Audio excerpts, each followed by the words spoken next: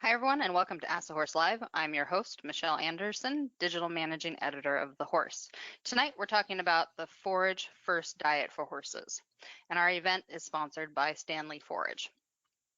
Instinctively, we know our horses do best eating forage. They're built to graze, after all, and forage access provides nutrition and entertainment, and it also helps prevent conditions that are common, such as gastric ulcers. But with so many forage options on the market, what are the best sources for your particular horses? To help guide us, we're joined tonight by Dr. Laurie Lawrence, a nutrition researcher at University of Kentucky, and Dr. Stephen Duren of Performance Horse Nutrition. Welcome to both of you. It's great to be here. Thank you for inviting me. So let's go ahead and start with Dr. Lawrence. Can you tell us about your research interest in equine nutrition and what you work on there at the University of Kentucky? Sure. Right now we have two main research interests. One is in the microbial colonization of the foal's gastrointestinal tract. So we're really interested in understanding how the foal goes from being basically a milk eater to a forage digester. And then the other part of that is that we're really interested in forages, and we've done a lot of research looking at how there are seasonal changes in different pasture plants. And then we're also really interested in developing some kind of a simple index that horse owners can use to compare forages for their particular horses. And Dr. Duren, you're on the other side of the country in Idaho. Can you tell us a little bit about your interest in equine nutrition and your consulting work, as well as your work with Standlee Forage? Yes, I'm a consulting equine nutritionist. So what that means is I take the things that Dr. Lawrence and colleagues generate in their labs and then get that into a bag of feed or into a bag of forage product for horses. So I consult with feed manufacturers. I consult with veterinarians, large farm owners in helping them design diets, design feeding programs to allow those horses to reach their genetic potential. Okay. So I want to give a quick note to our listeners. Both of our doctors tonight are PhD nutritionists, and they are not veterinarians, so we're going to be focusing on nutrition rather than medical questions. If you have a medical question related to a condition of your horse that you need some nutritional support, we recommend talking to your veterinarian and then also consulting with a nutritionist for that. I also want to give us everyone a quick review of our Ask the Horse Live format. We're going to be starting with the questions that everyone submitted during registration. If you have a question you'd like to ask live, or you would like a clarification on one of the responses, you can enter it in the chat window in front of you if you're listening online rather than via your phone. We're going to do our best to get to as many of your questions as possible.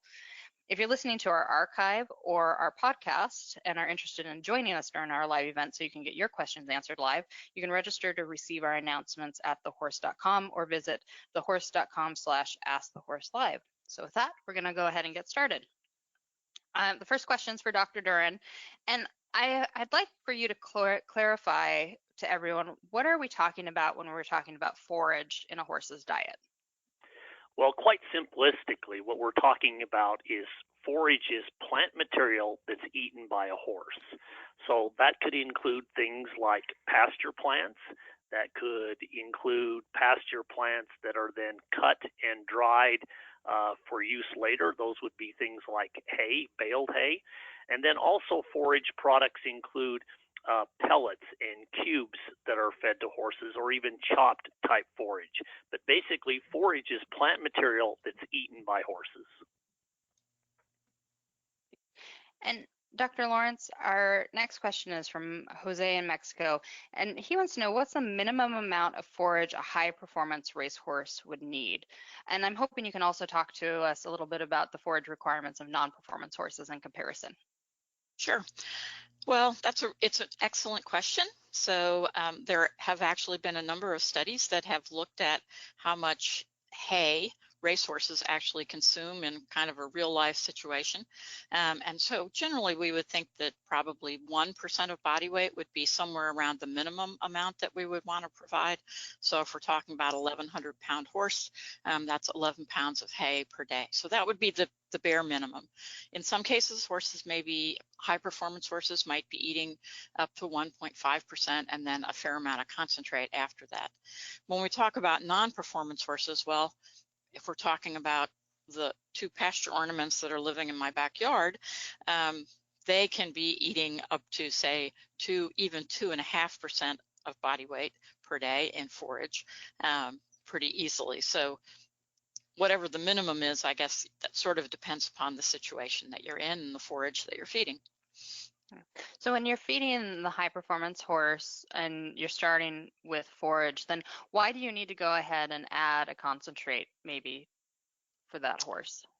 Well, high performance horses generally have calorie requirements that are very high, just like any, high performance human athlete has a very high calorie requirement.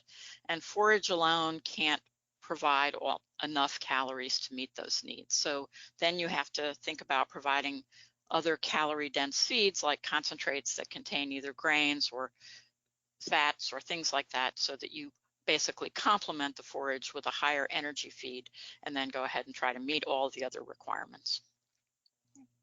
Dr. Duren, we have a question from Susie in California, and she wants to know, what are your feelings regarding the use of oat hays, oat wheat, and barley blends as a daily forage with either teff or alfalfa for a horse?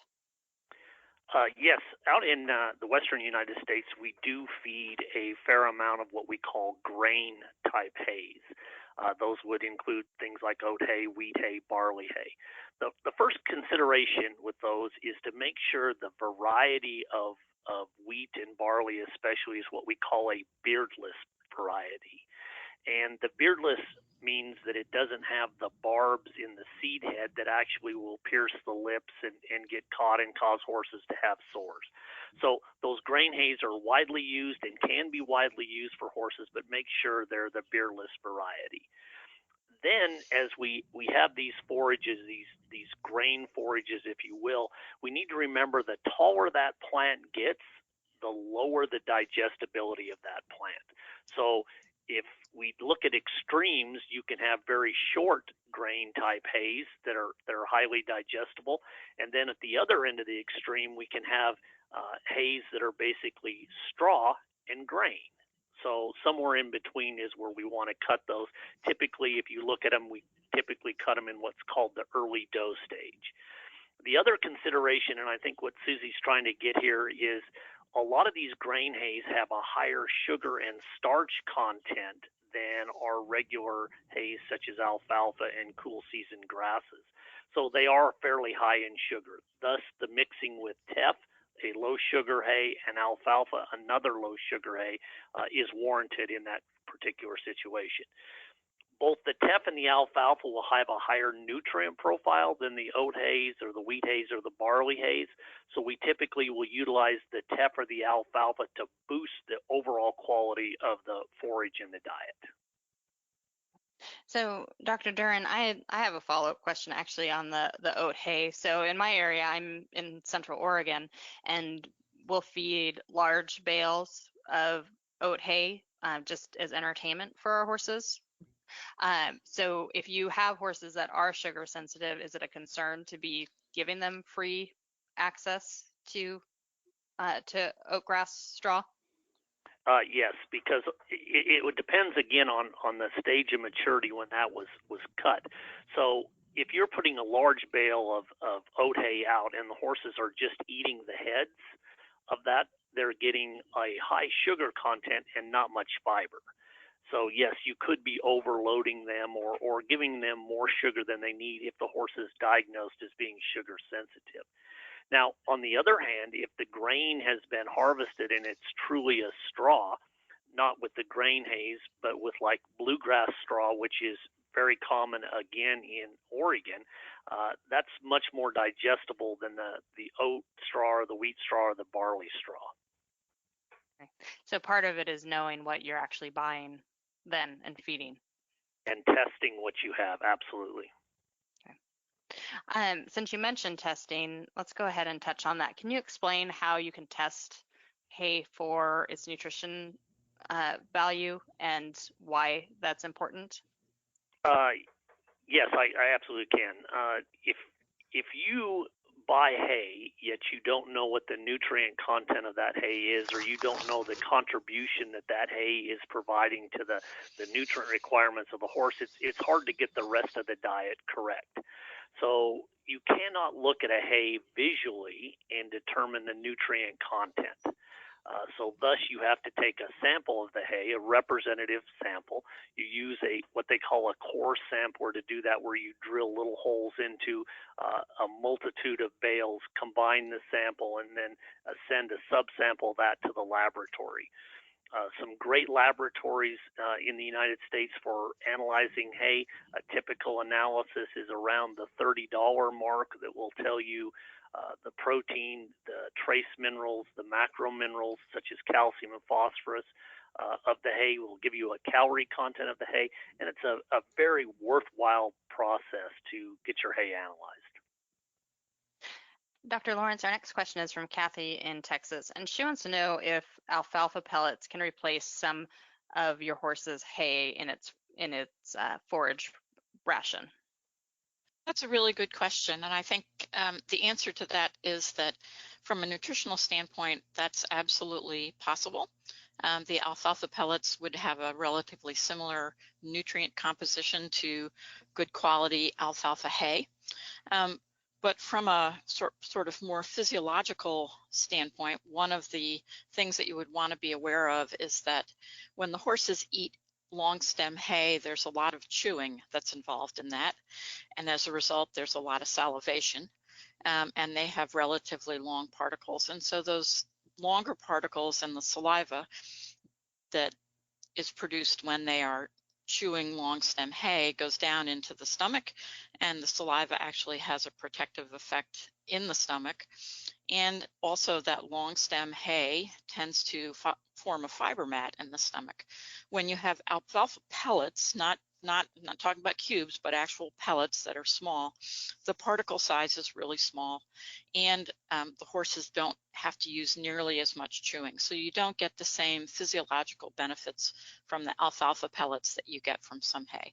So while you can use the alfalfa pellets sort of as a hay stretcher, I would still recommend that you try to have at least 1%, or perhaps, depending upon the type of horse, if it's a horse that's does not have high calorie requirements, you probably want to have 1.5% of the body weight as long stem hay, at least.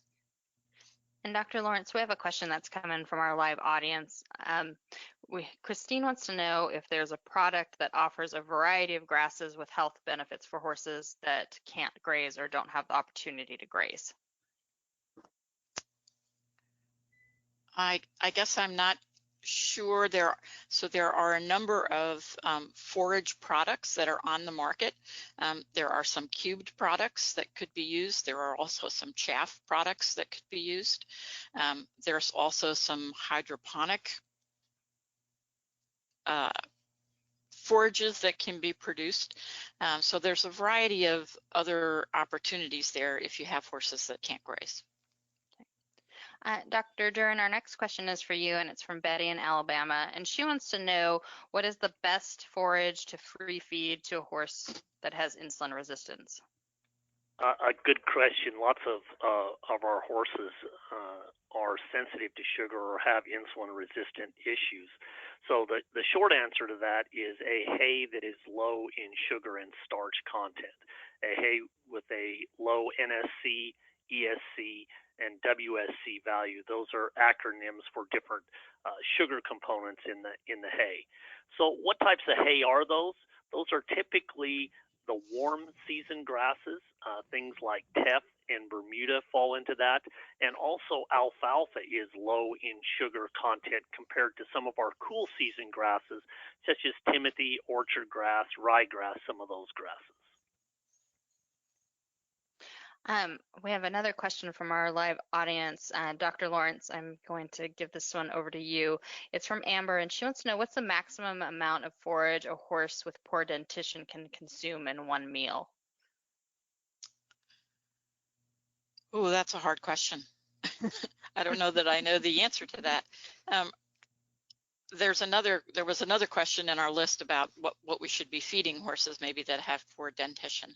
Mm-hmm. And so I guess one of the things that I think about when I have older horses that have difficulty chewing or have poor dentition is using something like an alfalfa cube that you could soften.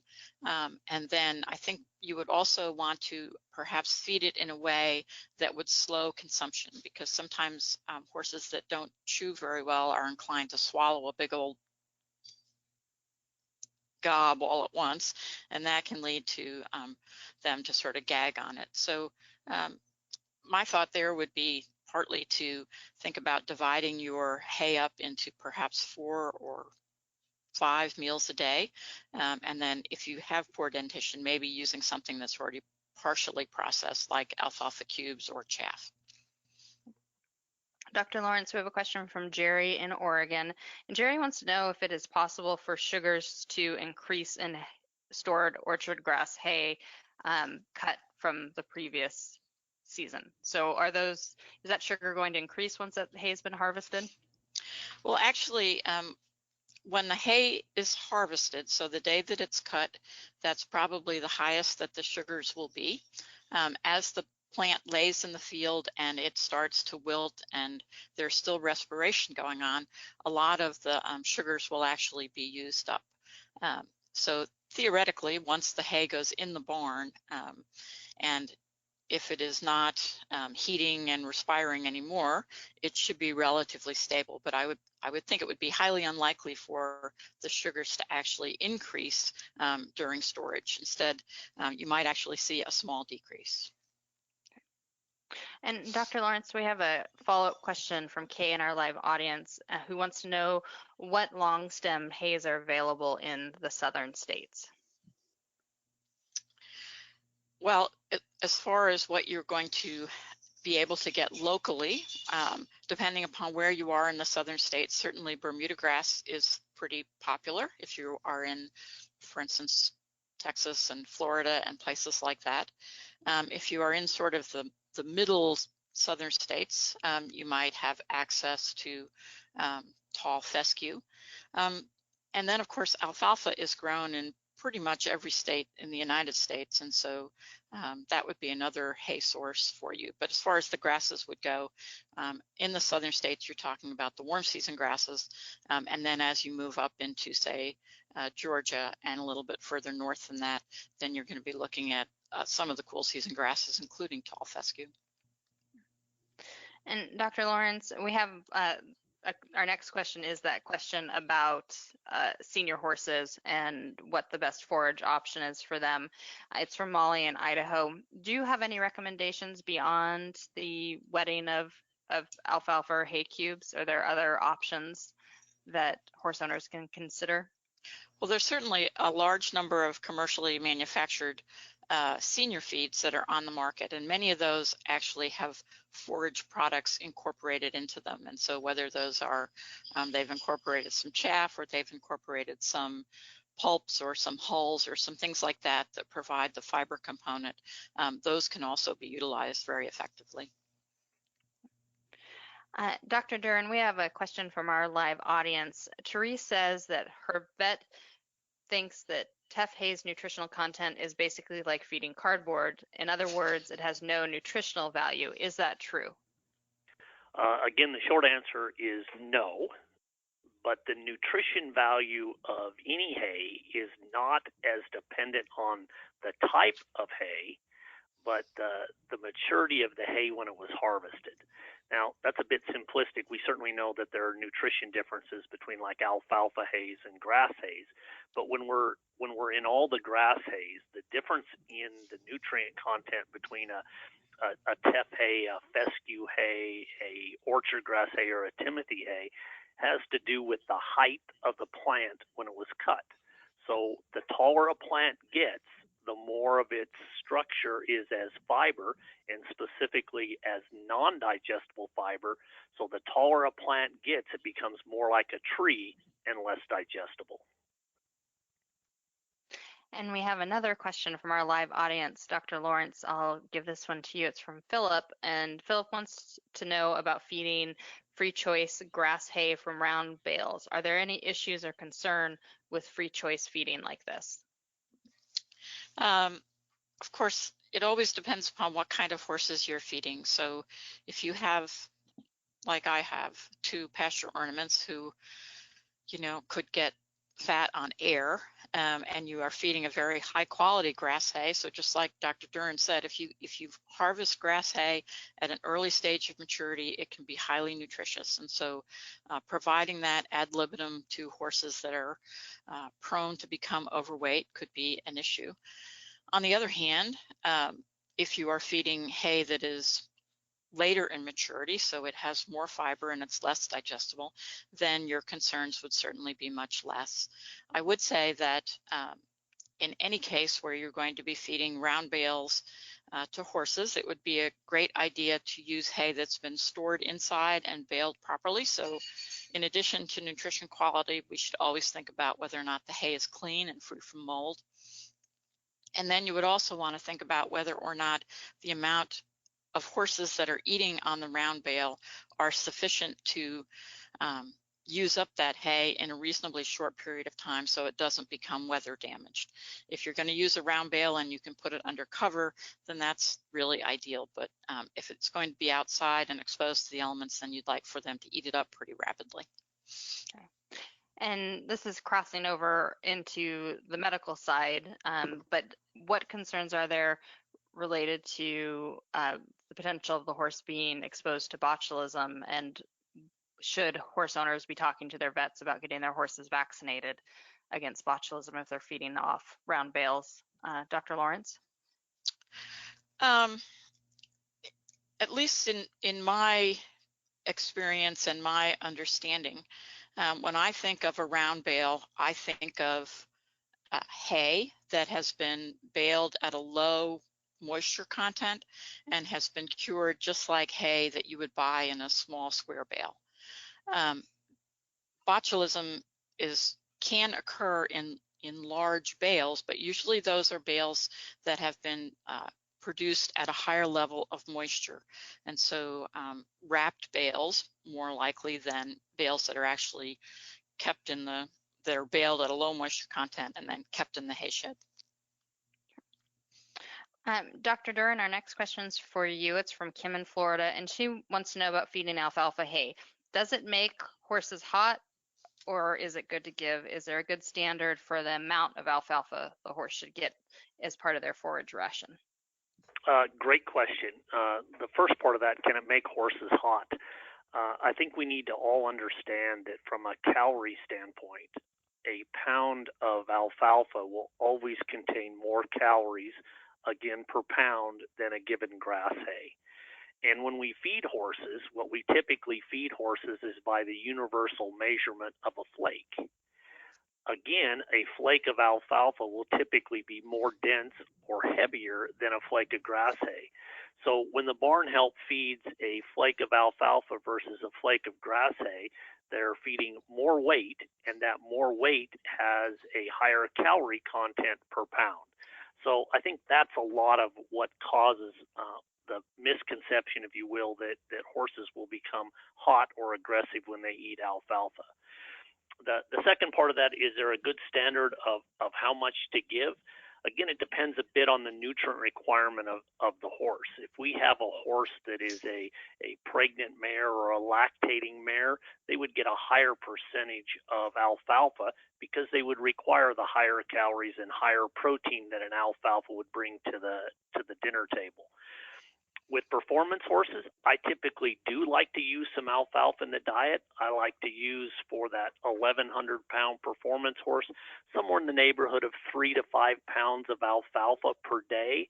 I like to time the feeding and feed that prior to exercise so I get some buffering from the calcium, some acid buffering. May help prevent some ulceration. But the other reason to add the alfalfa is because the additional protein and additional calories help the horse meet its energy requirements and help the horse meet his protein requirements. So I do feed alfalfa hay to performance horses, not a problem, and I do feed it to pregnant and lactating mares without issue as well. So Dr. Duren, I heard you say 3 to 5 pounds of alfalfa. So do you expect that horse owners should be weighing their hay every time they feed? Because I always feel like I should, but I don't always. And then if you had any tips for making it easier, I think that our audience would probably appreciate that as well. Yeah, ideally, both Dr. Lawrence and I would like to think that you weigh everything you feed your horse every time, but we're also realistic and we understand that doesn't happen. It's very optimistic of you, yeah. So what I would do as a fallback measure, especially with the hay, is if you simply weigh what your bale of hay weighs. Okay, let's say it's a bale of hay in the eastern United States that may weigh 45 to 50 pounds, or it's a 3-string bale of alfalfa in Bend, Oregon that weighs 110 pounds. If we just kind of know what our hay bales weigh, and then by the number of flakes, okay, the bale has 14 flakes, it weighs 100 pounds, and you can do the math and determine what the flake would weigh. So I think that's a good fallback measure to do. The other thing that you can do is you can actually say, all right, I feed my horse 3 flakes of hay and weigh it once and see what it weighs, and then you have a pretty good idea of what's going on. And then do you have some tips on actually physically weighing the hay? Like how do you recommend someone actually does that? Couple different ways. If you have a platform scale or a scale that has a flat surface on top, you can actually just put the flakes of hay on that, and you can weigh those. If you don't, if you have more of the hanging type scale, what I typically will do is I'll put the hay in a feed bag, an empty grain bag with a piece of twine string on it, and weigh the hay in the bag hung on the scale. And that gives you an easy way to determine, at least ballpark, how much hay you're feeding those horses. Yeah. Michelle, if I can. Oh, yeah. Can I, Dr. Lawrence? chip in there? Yeah. So you can actually get a luggage scale, and that works pretty well for weighing your hay. And you can even use it if you're feeding with a hay net, or if you have a hay net that you use in your trailer, you can also do it that way. And the luggage scales are pretty inexpensive. Yeah, I use a luggage scale and hay bags or nets that I weigh it in, and I'm sure my house sitter who feeds horses for me when I'm not in town thinks I'm crazy, but it is really interesting. I once I started weighing, I realized every time I feed, it's 8 pounds, and and I'm pretty consistent when and I had no idea. I always thought I was feeding, I don't know, 10 pounds. Like I wasn't accurate, but I was consistent. So it's an interesting exercise for sure as a horse owner to start weighing that hay. Dr. Lawrence, we have a follow-up on alfalfa. Sue in South Carolina wants to know if 1 pound of alfalfa pellets equals nutritionally 1 pound of alfalfa hay. It would depend upon the alfalfa hay. So usually the alfalfa pellets are made from pretty good quality alfalfa, and so their nutrient profile would be probably closer to a mid-bloom alfalfa hay. So when we look at the alfalfa, it will first have buds, and then it starts to bloom, and it'll have purple flowers, and then eventually it will go to seed. And as Dr. Duren said before, as it gets taller and as the plants form those seeds, then their nutritional value goes down. So the alfalfa pellets would be similar to something that's in the middle of the bloom stage or early bloom stage, whereas if you waited until a late maturity alfalfa, it would actually have fewer nutrients in that type of hay than if you were feeding the alfalfa pellets. Dr. Duren, we have a question from our live audience. Margot wants to know how steaming hay affects its nutritional value. Steaming hay is becoming more common. It started in Europe, and it started not only with steaming hay but also soaking hay as well. Largely due to the poor climatic conditions they have there for growing hay, that they were getting a lot of dust and mold on hay. So the effect that steamers have is they certainly can help remove some of the dust or dirt associated with that. They also tend to hydrate some of the stems back, so they soften hay, improves palatability. And then depending on the length of time they're steamed, they can have slight modifications to the sugar level, not as much as you would get if you soaked hay, but steaming does tend to, especially if it's over a due course of time, will actually slightly lower the sugar content of the hay. And we do have a follow-up question from our live audience, Dr. Duren, asking specifically about soaking hay and how it can affect nutritional value. Do you want to touch on that? Absolutely. So the driving force behind soaking hay again started in Europe, and they were soaking hay again to clean the hay. A lot of their hay may have been baled at a higher moisture than they wanted, so they were using that as a means of getting rid of dust and debris off of hay. In the United States, we soak hay more as a method to reduce the amount of sugar in the hay. What happened? So the question, or the follow-up question, well, how much does it influence the sugar content of the hay? And that is all over the board. Depends on the type of the hay, the stem thickness, the amount of time that the hay is soaked, the temperature of water in which the hay is soaked. But in general, soaking of hay for 30 minutes to an hour in warm water will actually reduce the sugar content of the hay. Again, I don't want to give a specific number because it can be all over the board, but in every case, or certainly most cases, you can say, all right, soaking a hay is going to reduce the sugar content of the hay. Okay. And Dr. Lawrence, are you still with us there? I think you might be having some. Sorry. Okay. Good. I'm glad you're still there, because the next question is for you. Okay. We have Victoria in Arizona wants to know, how do you feed an easy keeper? Victoria would like to have hay in front of her horse 24 hours a day, 7 days a week. Well, the good news is that I think that's a good idea too, having hay in front of them. The bad news is that you have to find something that's equivalent to rice cakes. So we've been talking a little bit about stage of maturity. And so one of the things that you would perhaps want to look for or want to think about is finding hay that is clean, that doesn't have mold, that doesn't have any contaminants, but is mature. So it's going to be higher in fiber, it's going to be stemmier, it's going to be less delicious. And probably you're going to look for something that's a grass hay. So whether that's a warm season grass hay like Bermuda grass or perhaps teff, or whether you're going to look for something that's a cool season grass hay like, say, orchard grass, you want to find one that's pretty mature. So you would actually look for bigger stems and seed heads. And so your horse isn't going to like this very well, but what they're going to do is they're going to spend a lot of time sorting through it, and they're going to eat the delectable parts, and they're going to leave behind stuff that they don't want.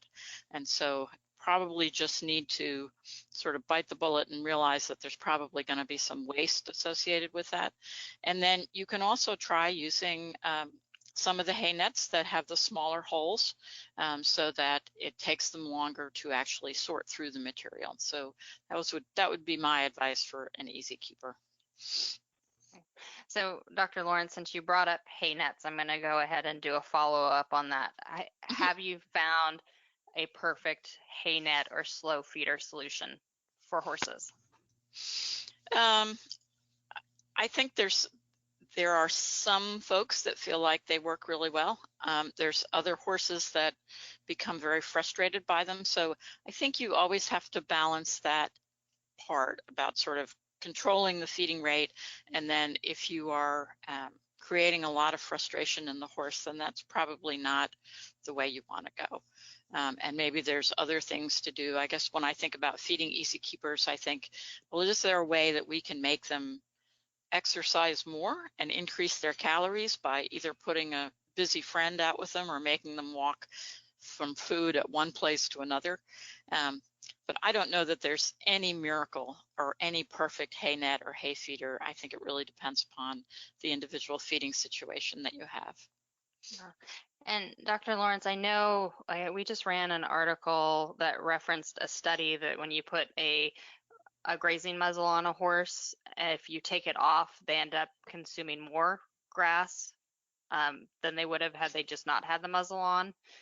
So that muzzle needs to be on whenever they're on pasture and then off when they're not.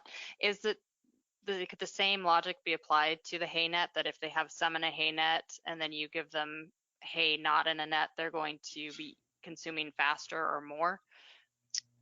I don't know that anybody studied that, but certainly, and Steve could talk to this because he did some grazing studies.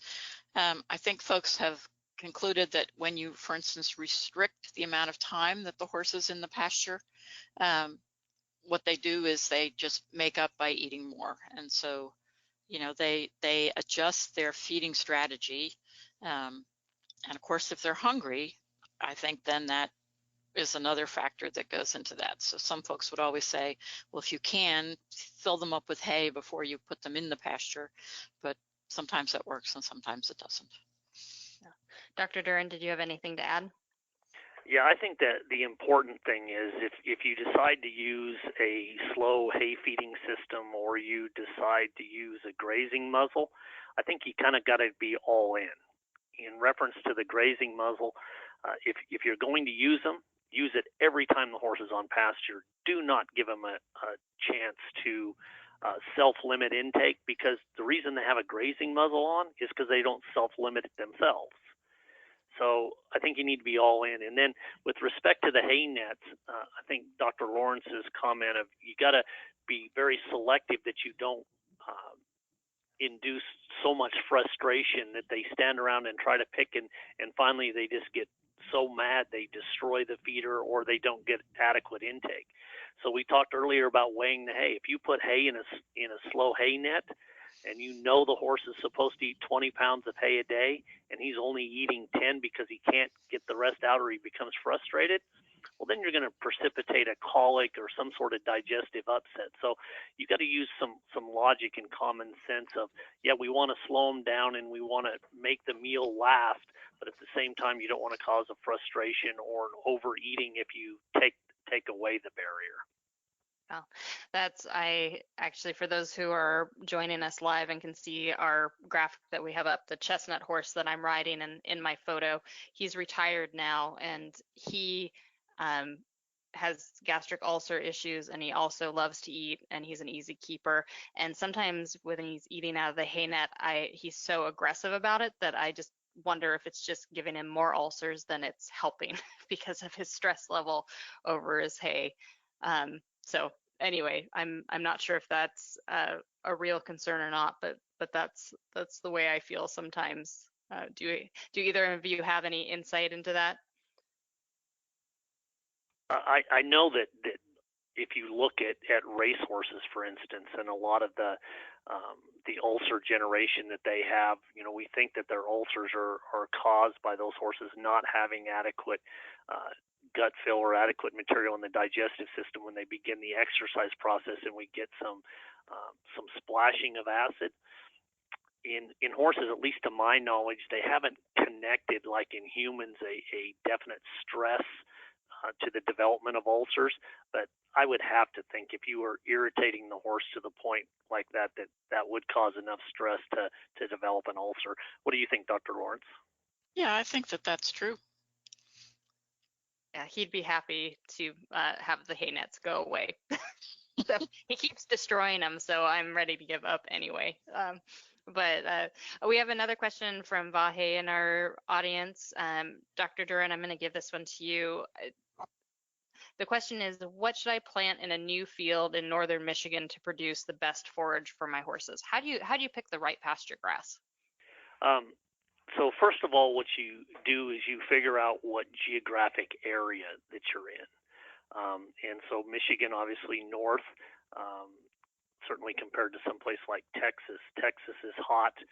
You'd want a warm season grass. Michigan is cool. You'd want a cool season grass or something that grows and flourishes well in the type of climate. So it's going to be a cool season grass. And then what I would typically do is in whatever state that you're living in, if you contact the land grant university in your particular state, they will have agronomists or they'll have specialists that can help you select grasses that they've researched and know are hardy in your geographic area. and then you can select based on what list they give you. Then you can select which one will put up with the hoof traffic and the grazing pressure that horses generate. Can I jump in, Michelle? Yes. Yes, please, Yeah. Dr. Lawrence. Yeah, so at the University of Kentucky, we have actually, in our plant and soil science department, have done for a number of years grazing trials with different varieties of grasses to see which ones persist under horse grazing. And I imagine that other universities do the same sort of thing, so you might be able to find that sort of information about which actually do the best, because some plants have been tested under grazing conditions for cattle, and that's a little bit different than grazing conditions with horses. And the other thing that I would say is that a lot of pasture management strategies are aimed at providing a maximum amount of forage in order to grow cattle or sheep at a maximum rate. And that may be different than what the goals are for horse owners. So I think it's important to have that conversation with whoever the advisor is as far as the agronomy thing goes, that yield or total forage mass may not be the most important thing. Now, it could be depending upon your situation, but sometimes with older horses that are prone to obesity, probably less is more. We have a question from Kim on our live audience, Dr. Duren. I'll give this one to you. She asks, when adding soaked alfalfa cubes and beet pulp to the diet for acid buffering, how do I measure or determine the right amount to feed? As far as the potential ulcer buffering capacity, the alfalfa cube will have a higher buffering capacity than the beet pulp. So in her particular feeding system, she was feeding both of those wet or hydrated soaked. And so the buffering capacity of those is going to be based on the calcium content of the alfalfa cube. So typically what I do for performance horses is I try to time those prior to exercise, between 30 and 60 minutes prior to exercise.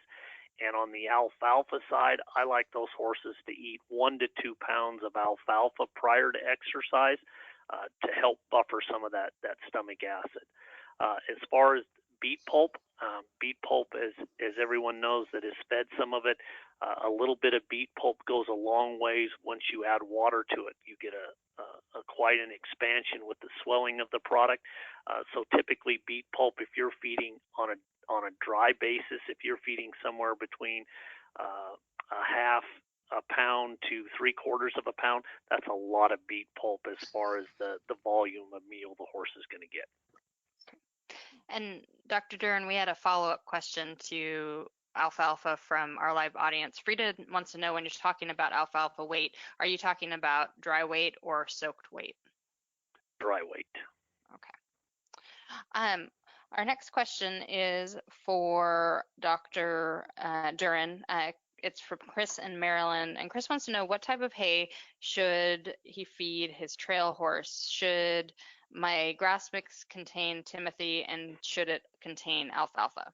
And there's no description of what kind of trail horse. There's a lot of different versions of trail riding. Some of us like to amble down the trail and chat, and some of us like to do endurance rides. So Dr. Duren, I think you have a wide answer there.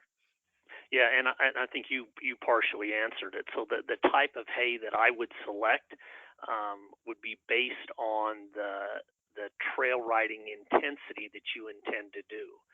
So if you are trail riding as a social activity and it's all done at a walk on a relatively flat surface, those horses don't have a very high nutrient requirement, don't have a very high energy requirement. So typically the grass hays would be better since they're lower calorie per pound than the alfalfa type hays. So I would tend to select one of those. Again, if you're at low intensity, just walking, a more mature grass hay would be appropriate. Now, on the flip side of that, if your trail riding consists of going faster than a walk and there's lots of hills involved and the distance you're covering is greater, those horses will have a higher nutrient requirement. Because of that, a higher calorie requirement, and I would select a hay with a higher calorie content. So that's when I would add some alfalfa in. That's when I would use some less mature grass hays that have a higher calorie content per pound. Dr. Lawrence, our next question is for you. It's from Jane in North Carolina, who wants to know if horses on a forage-only diet need supplementation with vitamins and minerals. If so, which ones do they need? That's a great question. So in general, forages tend to be low in sodium and chloride. So first of all, a need would be to make sure that they have salt available to them. So that would be number one. Fresh forages are actually pretty good in terms of vitamin content. So if you're feeding pasture, then probably things like vitamin E and vitamin A are being met pretty well. But once you go into stored forages, so especially if they've been stored for a long time, they have lost a fair amount of their vitamin activity. So if you have horses that are eating stored forages for a long time, you probably want to think about a sort of a multivitamin supplement. As for the minerals, at least most of the forages that I've ever seen analyzed tend to be low in a variety of trace minerals. And so that could include copper and zinc. It oftentimes, depending upon where you are, includes selenium. And so forage-only diet, while it's has many advantages, it can have some things where you need to provide a supplement. So I pretty much always recommend to folks that if they're feeding, if the horse can exist on hay only, if the hay only provides sufficient calories, that they provide either 1 or 2 pounds per day of what I would characterized as either a ration balancer pellet, or sometimes people call it a supplement pellet, that's really designed to be fed in just 1 pound or 2 pounds per day, depending upon the size of the horse and the type of the horse. And that basically provides all of the fortification that the horse needs, in addition to the calories that they're getting from their forage. Dr. Duren, our next question is for you, and it's from Jennifer in Kentucky, who wants to know, how long can you safely store alfalfa cubes and pellets before they start to go bad? Great question. Depends on the environment that you're storing those in. So if you're able to keep in a cool, dry room, away from insects, away from mice, away from the negative effects of heat and humidity and weather, those products can easily be stored for a year. On the other hand, if you have an environment where you can't control that, then forage, hay pellets, hay cubes are perishable. They will mold, and they'll go bad, again, depending on the environment, sometimes very quickly. And Dr. Duren, we have another storage question from our live audience. It's from Kay, and she wants to know if it's safe to feed loose pasture hay that's been mowed and left to dry, but hasn't been baled. Another good question. Depends on the moisture content of that hay, or that forage has been laying around. If you are feeding leftover grass that either wasn't baled, that didn't get dry, that still has moisture on it, that's been laying there for a period of time, it could have mold growth on it. So we don't want to feed that, certainly. If it's hay, that field that's just been mowed, the hay hasn't been down for very long, and you just take a handful and feed it to your horse, there's no issue with that at all, because it's part of the drying process. But anytime you're feeding forage that isn't completely dry, you want to be very mindful of moisture, and heat causes mold growth.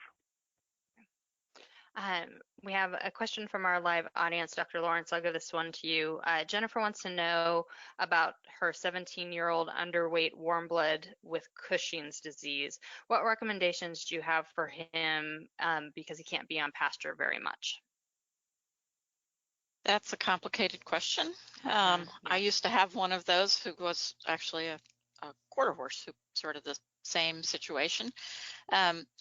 So I guess the first question I would ask is he underweight because you've had to restrict his feed so much, or is he underweight because he has a low appetite or something else? But in general, I think some of the things to think about would be to make sure that he's definitely getting a nutrient adequate diet, so adequate protein and vitamins and minerals and all those sorts of things.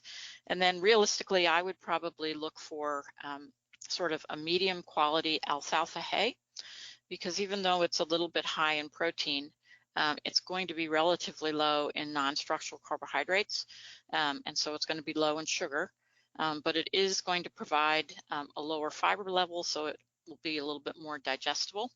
And alfalfa actually contains pectin, which is a similar fiber source that's found in beet pulp. So I would probably go that way. Dr. Duren, our next question is for you. It's from Marcia in California, who says that she can't get one of her horses to eat beet pulp. Is there anything she can do to make it more appealing to this horse? Her other two horses love it. Yeah, there are certainly with horses, just as there are with humans, there's different preferences that horses will like certain ingredients and not like other ingredients. As a side note, I think we make horses picky when we start to separate components and start to offer them individual ingredients like beet pulp or rice bran, or we top dress with additional oats, or we start adding carrots or apples or things like that. They see lots of variety, and because of that variety, they act just like they're grazing. No, I don't like that, so I'm going to eat this, but leave that. So the question is, what can she do? What I would do is I would put a portion of the horse's fiber requirement, I'd put it in the beet pulp. In other words, I would use an alfalfa pellet or an alfalfa cube, something that generally has good palatability, and I would soak that right along with the beet pulp so it gets mixed in and dispersed, and perhaps that can help with the appetite. So Dr. Duren, if a horse doesn't like something, do we have to make it eat it? Great question. It depends on what it is. If it doesn't like its vitamin mineral supplement, and we know that you live in a deficient area for selenium and copper and zinc and those sorts of things, yeah, we certainly want to figure out a way to get that horse to eat it. If they don't want to eat beet pulp, or they don't want to eat rice bran, or they don't like it when you dribble a soybean oil or a canola over their oil over the top of their feet, chances are you don't need it. So there's other ways to do that. So you certainly don't need to say, it's the trend in my barn to feed beet pulp. This horse has to eat beet pulp. Beet pulp's a high fiber, high calorie ingredient that is great in certain horses' diets, but if they won't eat it, there's certainly other things that we can give them that will meet those energy or nutrient requirements. Dr. Lawrence, our next question is for you, and it's also about beet pulp. It's from Catherine in British Columbia, Canada. Catherine wants to know, when feeding beet pulp, how much is safe to feed? Is it in cups or in pounds before it's soaked thoroughly? And can you feed too much? I'm sure that at some point in time you can feed too much. We've fed in studies that we've done, we've fed probably up to 4 or 5 pounds of beet pulp a day to some horses, based on whatever we were trying to do from a research standpoint and evaluate different diets. But I think you do encounter palatability problems when you get up in the high range there. So generally, I think something that's in the range of, say, a half a pound, a third to a half a pound per meal would be something that most horses would accept. And again, I think you have to think about, why are you feeding the beet pulp? What's your purpose? What are you trying to get at to do that? So you would always want to think about it in the context of the rest of the diet and how much other fiber they're getting. Dr. Duren, we have a question from our live audience. Ashley says that she's heard that Bermuda grass can cause colic. Is there any support for the statement? Bermuda grass is synonymous as a potential digestive upset or a colic-causing forage, but you need to take that with a grain of salt. If all horses that ate Bermuda grass colicked, there wouldn't be any horses in Texas, there wouldn't be any horses in Florida. So it's not all horses that are subject to that. But the nature of Bermuda grass. It can get very, very stemmy. It can be a very fine stem, which can actually, if horses aren't getting that properly chewed and swallowed, those horses will actually cause impaction type colics, and that has been associated with Bermuda grass. But again, if the Bermuda grass is cut at a maturity where it doesn't get so high in stem content, and again, you're watching that, there's lots of horses that eat it without problem. But yes, there is some method to that, or there is some truth to that Bermuda, it has been associated with an increased rate of digestive upset in horses. Dr. Lawrence, we have a follow-up question from our live audience about beet pulp. It's from Va, who wants to know, why would you feed beet pulp? That's a great question. Well, beet pulp is a high fiber product, but it's a very digestible fiber. So sometimes people refer to it as a friendly fiber.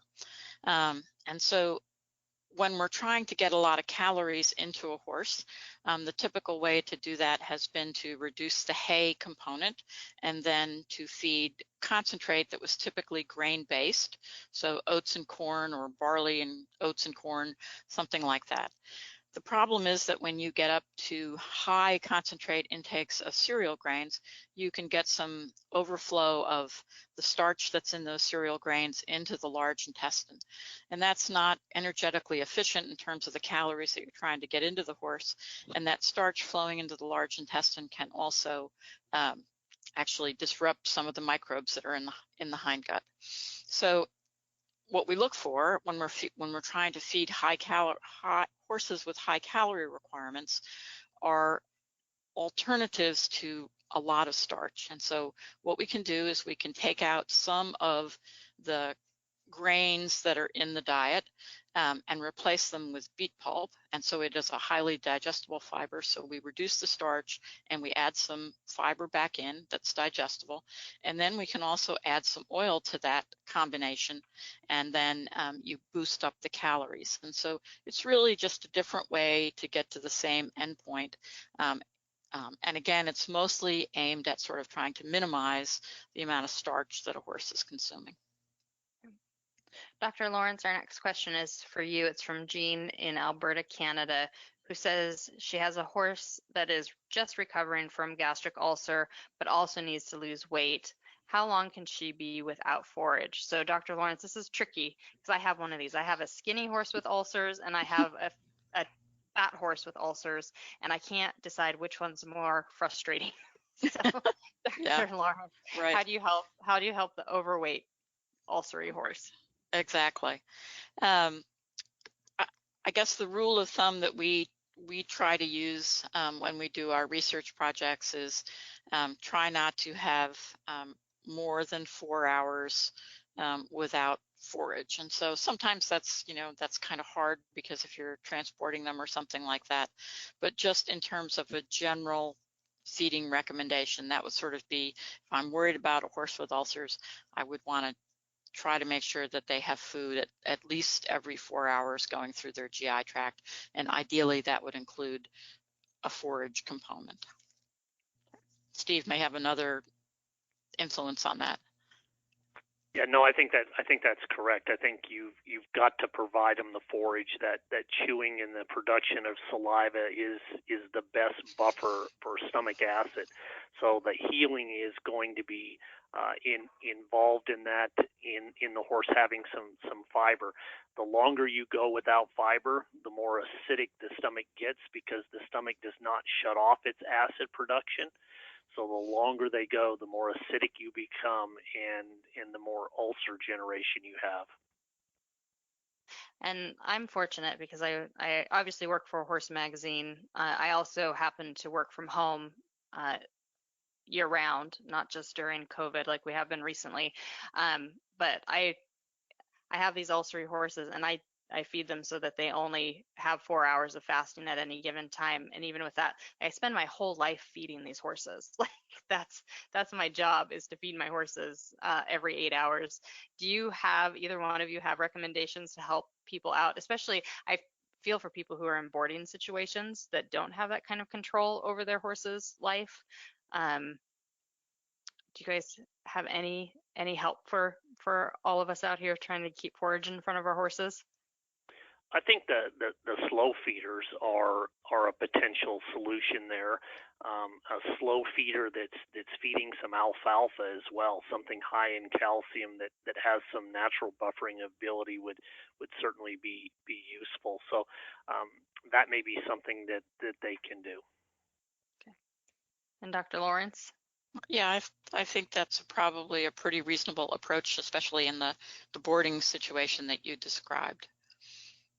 And Michelle, you noticed that both of your ulcery horses have one thing in common. What's that, me? You. Are you stressing your horses out? You know, they have the best life, Dr. Duren. Like, they really have no complaints. Maybe they don't actually have ulcers. Maybe they just want you to try out all the new ulcer supplements and. Oh no, we scoped. There were ulcers. All right, then they're overachievers.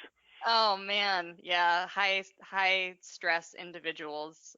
Those two are. So, Dr. Duren, before we go, I have one more question. I told you I wanted to try to get to the donkey question, and so I'm going to squeeze it in here at the end. Edith in Michigan wants to know what is the best forage for donkeys, because these little guys can be challenging. Yes. So the thing that you need to realize with donkeys is they need less feed than the same body weight pony or small horse. They're more efficient in their fiber digesting capacity, and that's due to a slower rate of passage. So they can eat forages that are poorer quality and extract the calories where a horse or pony is not as efficient in doing that.